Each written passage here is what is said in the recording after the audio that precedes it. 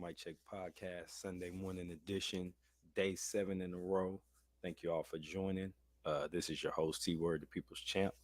So we're just checking in to do a recap of Saturday's boxing action, NBA action, as well as the upcoming NBA All Star game and the XFL debut for the 2023 season.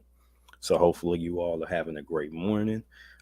We did drop a video last night uh, discussing Noya Inoue and his opportunity to not just beat Stephen Fulton via knockout, but actually beat him by decision.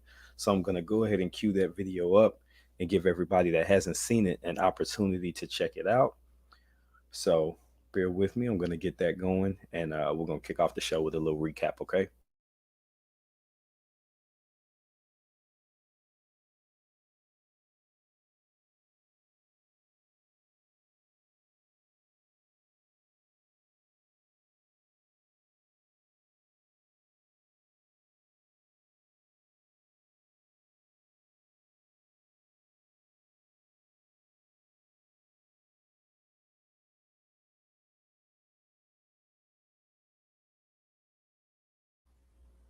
Now, this one is just my personal perspective on exactly how Inoue can use his tools to actually outbox Fulton.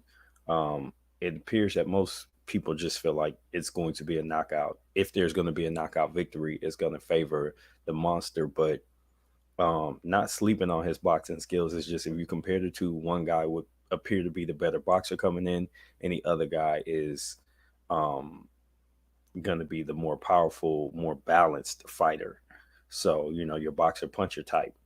So I think that it's a fair assumption that one guy has a higher chance of winning by knockout and the other has a higher chance of winning by decision. So we just kind of want to take the opposite stance on that and give you some perspective for this. So let me go ahead and I'm going to share my screen here and then we're going to get this thing popping.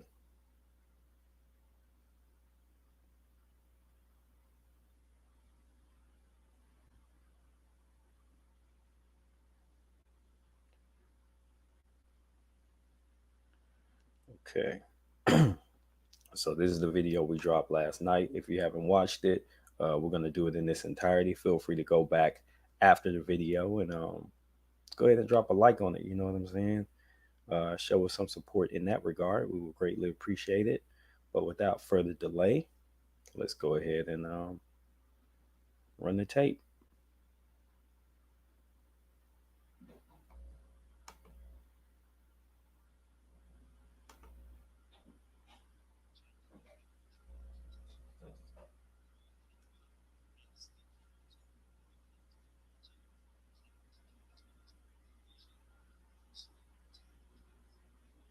Fulton. Before we get into the matchup, don't forget to like, comment, and subscribe. We do appreciate your feedback and your support, and we do thank you highly for showing us the gratitude and the love that you have. All right, so without further delay, let's get into this much anticipated matchup. Now, if you've been following the channel for a while, you are aware that we've already done a video stating how Stephen Fulton can win the fight, basically his advantages, and also how Noya Inoue can end the fight and stating his basic advantages. Now we're going to get into a little bit more detail as we start to creep closer to fight night. The first thing that I'd like to point out is that most people believe that Stephen Fulton's best path to victory is by decision, and Noya Inoue's fastest path to a win is by knockout. So today we're going to talk about how they can actually do the opposite and still win the fight. And today the focus is Noya Inoue.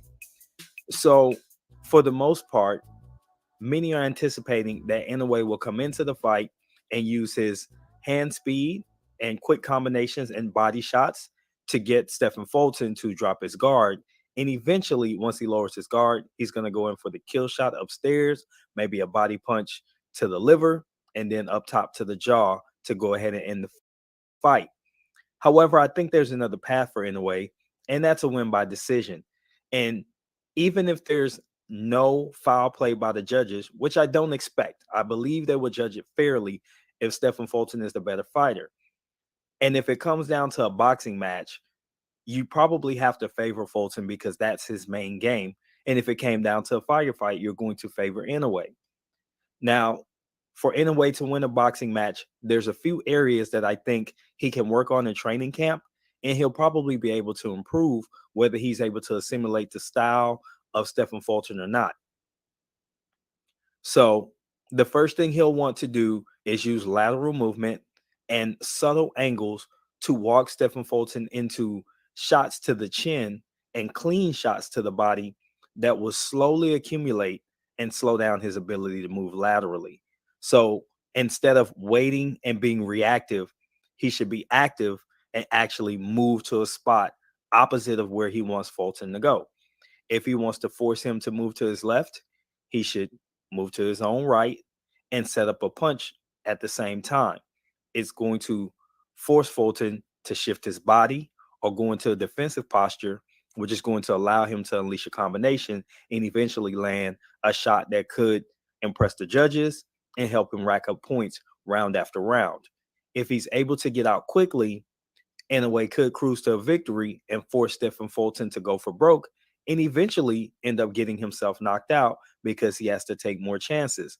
So when you think about Inoue using boxing skills to set up a knockout, it's still putting him in a position to, if somehow Fulton survives the onslaught, he's going to have racked up rounds and points and be able to get a decision win in the end. In my opinion, this is a very reasonable and logical path to victory for Inoue because he has the skill set to do so if he simply improves a little bit in lateral movement. Now, another area that he could improve in that would increase the chances of him winning by decision is to change up his guard and use different defensive measures to try and either bait Fulton into a firefight, which is advantage Inoue, or bait him into throwing different combinations than he normally would because he's appearing to take advantage of opportunities when in fact Inoue is setting a trap for him. These are the things that I believe will lead to a victory for Inoue on the cards where he doesn't have to rely on his power because, as we all should understand, he's moving up to the 122-pound division from 118 pounds. And though he's been a hell of a big puncher, there's no guarantee that his power will carry to 122, especially against a fighter who was willing to go up to 126 and could have potentially gone up to 130 because Stephen Fulton is a rather big 122 pounder. So his punch resistance, his ability to absorb power may be a little bit different. So Inoue shouldn't go into the fight relying on that particular skill set to win. He's got to trust his boxing skills. He's got to trust his footwork improvements and use those tools to put himself in an advantageous position to win the fight. So those are my thoughts on how Naoya Inoue can beat Stephen Fulton via decision without cheating. Give me your opinion. Tell me what you think in the comments. This has been T Word with the Mic Check Podcast. Until the next time, we're out. Peace. So as you guys can see, I laid out a handful of reasons why Inoue could win a decision, a fair decision against Stephen Fulton.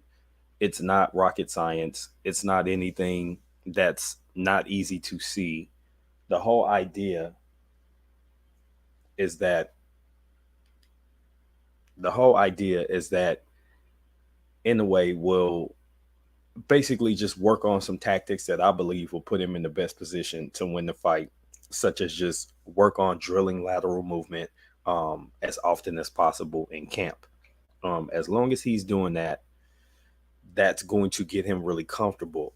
He literally could just have somebody that's just, they're not throwing punches, they're just moving around the ring side to side, creating distance, staying at range, and forcing him to close ground and get shots off and set up combinations, which we eventually get Fulton caught in a position where he's racked up some rounds. So even if he can't take him out, he can at least keep him from becoming aggressive in the fight. That's my opinion on how that will play out. But would love to get your thoughts or whatever. We're already getting some comments on the video, so I'll be responding to those after today's show. I didn't want to give away too much of my talking points today, just in case we had people come on the panel and wanted to discuss the topics at hand. But I will be responding to those comments after I get done with this live, which looks like it's going to be in about 20 minutes. And then I'm going to jump over to the Lefty and Jake overreaction show, also on YouTube. So hopefully you guys will tune in over there with me as well. We're gonna raid their stream immediately after this one ends. But let's go ahead and talk about some other things, and then we're gonna get into last night's boxing card. Specifically, um, the first thing I want to talk about is going to be the XFL kicked off their 2023 season, and they had two pretty exciting games. One was a blowout. The other actually ended up being a really close game. So I'm on ESPN.com, and I'm looking at the Houston Roughnecks defeated the Guardians. Let me see. I think they're from Orlando. I can't remember for sure. But anyway, yeah, the Orlando Guardians and the Houston Roughnecks played. Roughnecks won 33-12, and it was a just I was watching boxing all day, so I didn't catch the games, but I am going to try to keep up with this league because I'm always interested in how the different football leagues do, because that is going to be a place to kind of see the stars of the future in the NFL that aren't playing in college, or the guys who, instead of going on the practice squad and kind of just waiting to be called up, they can actually play in this league and stay, keep developing their skills. And you've got former NFL players like Hines Ward. You've got Rod Woodson, their coaches. You've also got NFL caliber coaches, Wade Phillips over there, Jim Haslett. So these guys have actually achieved success at the highest level, and they're coaching in the league. So it's a good thing to see that type of stuff, because I feel like the players are going to get what they need from it. That being said, let's see. Paxton Lynch used to play for the Broncos, and Cody Latimer also played on the Broncos. They actually connected for a 27-yard touchdown on the first series of the game, so that's pretty dope. Um, and these were guys from the Guardians. Let's see. Any notable names on the Roughnecks? Nobody that you would know. Deontay Burnett. He played in the NFL. Had a nice little one-hand catch. Let's see. I'm gonna try and run this replay on the screen here, so y'all bear with me. I'm gonna share that. MacBook running a little slow today. Bear with me, guys. All right, let's see. So let's go ahead and show this replay, and then we're gonna keep the show rolling. So this is on ESPN.com. Full credit to ESPN.com. I do not own this content. This is for evaluation purposes. Let's show the replay.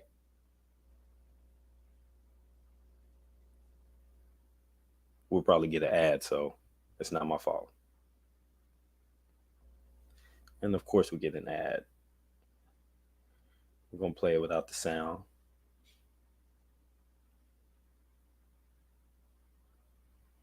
You need Geico. In pursuit. All right, there we go. Says, let's do it. Center box on the screen. Flag on the play. Taking a shot. It's a one-handed catch. So it's hard to tell, but that was a one-handed TD for the record. So let's see if they'll run the replay one more time. But what a hook up here, Sam. Bed music on here. Free play. He knew he had it. And then obviously you see Deontay Burnett make a play, just like he did in the NFL. 15 catches in the NFL, got one here.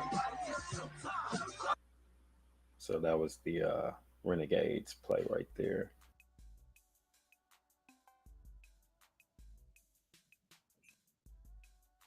Targets are on site. But anyway, that looked like a pretty spectacular right there. But needless to say, look out for the Guardians losing 33-12. Other action at the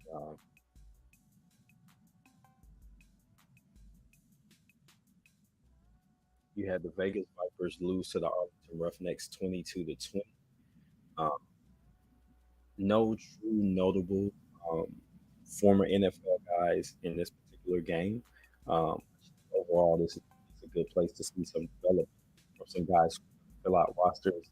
I tend to think that leagues like this are really good more so for defensive players and offensive players because a lot of times because the offensive rules of the NFL is set up or the offensive focus the way that it's set up, it's easy for dudes on offense to come out of college and typically act to the pro game. But it's not quite as easy for defensive players because the speed of the game changes, the offensive schemes change, and the defensive schemes sometimes have to become more complex to combat what the offense can get away with and what the defense is limited on doing. So that being said, I think when you have like a secondary league where guys can go and play, just get those reps and start to learn the schemes, and they start to get more to the pro set and pro style of things, I think it's really beneficial for players to go and participate in those leagues. Now, still, it's not cost effective for the NFL to run their own pipeline. It just doesn't make sense when you have over 118 D1 colleges. Like it just doesn't make sense to do a league you have that type of pipeline push players to the pro level. The conversation I've been having with Twitter is it's it will probably work and it will be a good investment. And it's not a good investment and it's not going to be profitable. The system that's set up in the United States is about it's all money driven. What works in another country is not going to work here in regards to sports. For example, like the soccer leagues overseas, you can't compare the two. The way that they universities is totally different than the way that the American universities run. So I think that structure just doesn't work. All right, so let's wrap it on that. As far as the XFL goes, there will be two games today. Both will be available on ESPN Plus since there's no boxing. And I'm still locked down with COVID. I'm probably going to watch all of the football that comes on the day in between snaps, trying to get it up. So let's go ahead and shift to the NBA real quick. The All Star game is going to be today. However, the NBA All Star pregame activities were yesterday, and it started off with the 3-point competition, the dunk contest, and Mac McClung won the dunk contest. So shout out to him. Um, he got a 50 and he got 49.8 at one competition. He was in the final against Trey Murphy Pelicans, who I thought had one of the most creative dunks I've seen in a long time. Let's do the alley oop dunk where you throw it up to yourself, and it bounces, and then you catch it off the bounce and dunk it. But he snatched it out of the air before it touched, and he was dribbling back towards the free throw line. And another player ran, stole the ball from him, dribbled towards the rim. Trey follows. Player throws it up off the backboard. Trey brings it up for the reverse dunk. It was pretty dope. It was a real good look. McClung did dunk over a couple of people, but my understanding is he's actually been doing these same dunks since high school. So just it was a big stage, the NBA, the highest level you can get. Shout out to him for winning the dunk contest. Hey, he's a former G leaguer, as we're talking about minor leagues, and becomes a dunk champion. But I missed the days when the dunk contest was the stars of the league, the high risers who were doing it in game, turn around and come right back and do it in game. Based on the dunks I saw, Trey should have won that contest, hands down. All right, so let's go ahead and talk about the NBA All-Star rosters. So starters, as of right now, you've got LeBron James, Giannis Antetokounmpo, who's questionable with a wrist injury. Then you've got Jason Tatum, Mitchell, Kyrie Irving, Luka Doncic, Nikola Jokic, Embiid, John Morant, and Laurie Mark. Okay. Reserves, you have Bam, Adebayo, Jake Brown, DeMar DeRozan, Tyrese Halliburton, Drew Holiday, Julius Randle, Pascal Siakam, Anthony Edwards, De'Aaron Fox, Paul George, Gilgeous Alexander, Jerry Jr., David Lillard, and Demarcus Sabonis. Injured but selected Stephen Curry. He's out with a leg injury. Kevin Durant's out with a knee, and Zion Williamson is up with a hamstring. Man, that Zion is always hurt. It's just rough. But I'm just sure that's just something where he could be selected and taken out of the position for the game. But at any rate, good luck to them. I will we'll probably catch some of that on TNT later today. So if you're not, go ahead and catch the NBA All-Star game. All right, so last topic of the day, I saved some time to discuss a couple of fight cards that went down on Saturday. So let me get to Andy Boxing Showtimes app. They give me a sponsorship. Hey, pay some money to the channel, man. So I'm giving y'all a shout out every video talking about what I could get through this app. All right, so first in the day we had the Wood versus Lara card. Lee Wood and Mauricio Lara. It was a pretty exciting fight. In fact, I had Lee Wood dominating until he wasn't, and it was a tough go. The biggest thing about this fight was there were some things that were being about Wood that maybe were precursors to how the fight would end. And I was on a live stream. Shout out to Boxing Gym Film Study. He's actually real supportive of the growth of this channel. I'm sending people doing his streams. I do appreciate it. Shout out to him. If you're not already subscribed, please go do so.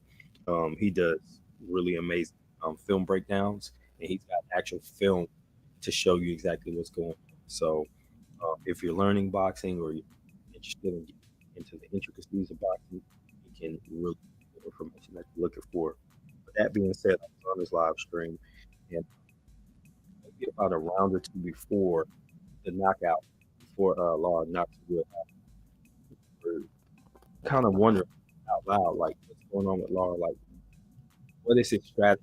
He was doing a really like a little bit of an up jab, and it was effective for about the first 30 seconds of the fight, first minute, and then Wood started to time it, and he was just racking up points, getting nice clean shots on Lara, and it looked like he was even hurting Lara a little bit, wobbling him, sometimes, and it was like as if Lara decided, I don't need a game plan. I'm just eventually going to catch him. So he said as much, maybe his game plan is eventually Wood's going to get an opportunity, and I'm just looking for a big shot. And a few of us on the panel said that. And a couple rounds later, bam, the big shot. Wood kind of telegraphed. It looks like he's going to try to throw his own hook, and he got time with the left hook, and it put him down. He got on really shaky legs. He definitely looked dazed. He had that thing going on. And before you know it, his corner, the ref kind of clears him to go back into engagement, but his corner threw in the towel. I mean, hit the ref in the face with the towel just to make sure it didn't continue. Some people disagree with the stoppage. I have mixed feelings about it. On the one hand, I think it was a championship fight. Maybe he should have an opportunity to get his head knocked off. Because there's about 10 seconds left in the round. By the same token, maybe his corner saved from a life-changing moment, a life-altering moment. So, one way or the other, both ends, athlete and also being a coach, I understand both sides of the coin. You just don't know what your reaction is gonna be in the moment until that moment comes. And I think that his instinct told him, I'm gonna protect this fighter, and even if we fall out over it, I'm still gonna put him first, and he'll thank me later. His family will thank me later. So I'm thinking that was the mindset, but I guess it was okay. It was a fair stoppage, but ultimately, a lot of people have things to say about it on the internet, and it's debatable at best, but you really can't tell them how to react in that moment. It's an unfair situation because it's real life happening in real time. It's really hard to just say what you will do, what you do until you're actually in that moment. And I'm sure what I would do. But in the end, Lee Wood his title as champ, and then we're going to see how things go from there. Also on that card, Dalton Smith had a good showing, and so did Gary Cully. Now there was one fight that we were watching. It was Siobhan Clark and Israel Doofus, and I had a hard time calling this man Doofus, but the broadcaster said that was his name.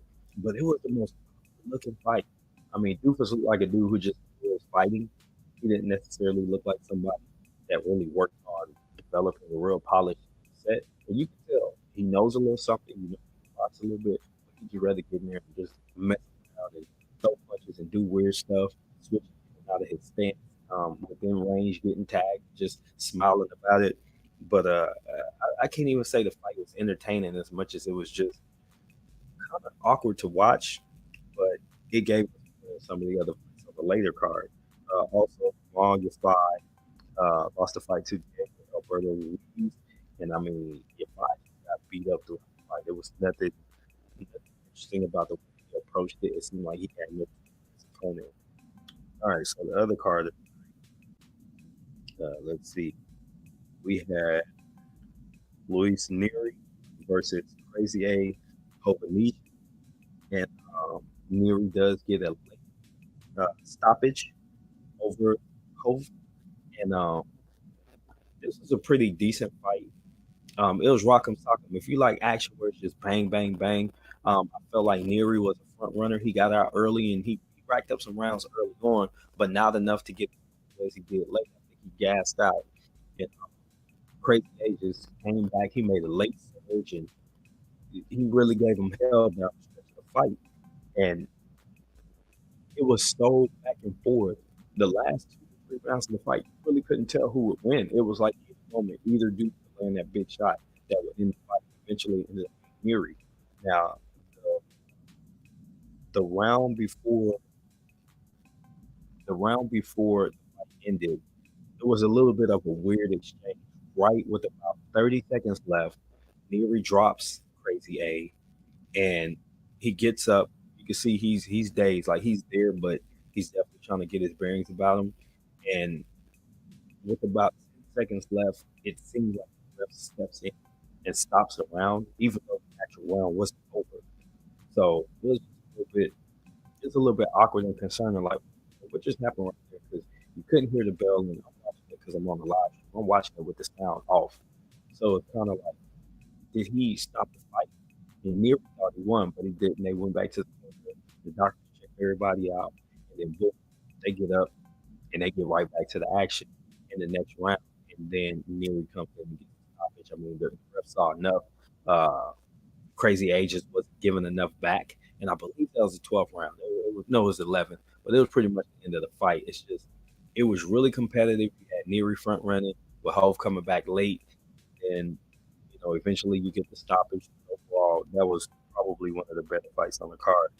You had Rowdy Montgomery in a really ugly victory over Christian Olivas. Ricardo Sandoval gets Jerson Ortiz. He got to stop. He definitely put Ortiz down in the crap.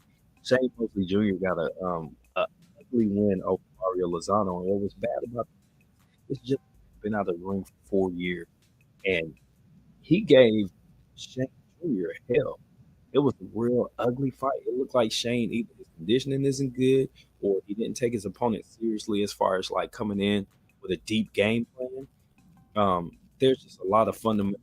He kept getting hit with the same overhand. And it's like, how can you trust the level of fight you claim to be if the same thing over? So I don't know what his career arc is going to be from here. Because Shane is a little bit of an older fighter. I think he's early 30s, a contender.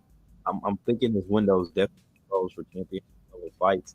But what does he do at 168?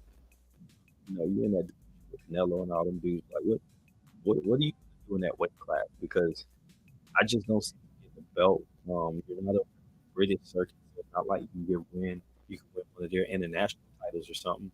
So either he maybe need to go down to 160 and try to be competitive, or maybe it's time to go to the corner and work with some guys. I know he's a gym rat. It's just I don't understand his strategy to that fight. He just didn't look engaged, and I said it on in the broadcast, like, man, it doesn't look like he's doing enough to get this fight over with, and he wasn't. So I don't know. I guess I need to just keep him up. But after the fight, the guy that's been out of the ring for 4 years, you struggle with the decision. It just doesn't make sense to me. But that's my time for the day, guys. I'm going to wrap it there. I might pop back on for a late during the NBA game. See if we can just keep it chopped up. Talk about the All-Star game real time. Won't be any footage, but I'll put an announcement out on the channel, so be on the lookout. Hey, don't forget to follow me on Twitter, the T Word Show. This is Mic Check Podcast. T Word is in the booth. Until next time, peace.